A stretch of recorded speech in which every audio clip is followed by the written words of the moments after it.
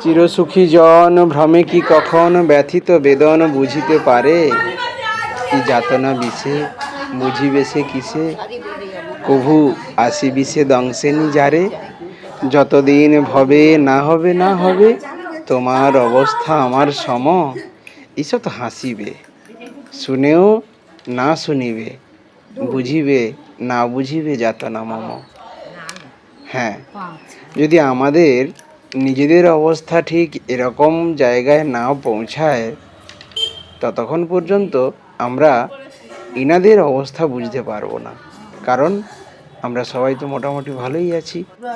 যাদেরকে আমরা ছবিতে দেখছি দরিদ্র, কেউ নিপীড়িত, কেউ বাড়ি নেই, কারুর হোটেলে কাজ করে করে সারা জীবন কেটেছে, কেউ পরিচারিকার মতো কাজ করে সারা জীবন কাটিয়েছেন, অবশেষে এসে মাথা গোঁজার ঠাঁই এবং দুবেলা দুটো খাওয়া দাওয়া আর জীবনের শেষে যেন জল সংকটে না মরে যায়, সেই ভীতিটা মন থেকে বের করে আমাদের এই বৃদ্ধাবাসে এসে ঠাঁই পেয়েছেন।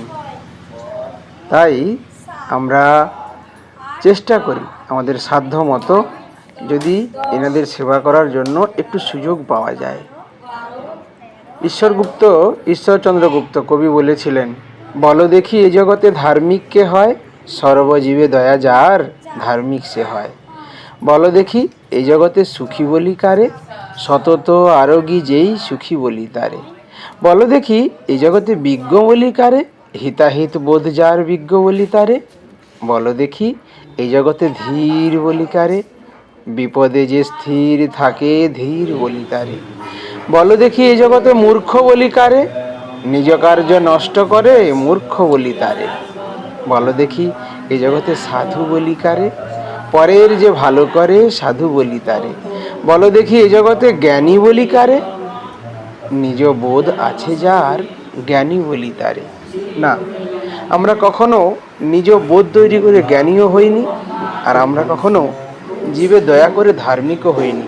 কারণ আমাদের জ্ঞানও নেই, আর ধর্মকে নিজেদের বলে দাবি করা বা অপরকে দয়া করার মতো যে ক্ষমতা, তাও আমাদের মধ্যে নেই।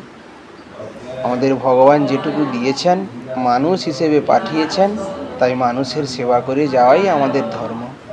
বিবেকানন্দ বলতেন, যদি তুমি নিরন্ন কাউকে দেখো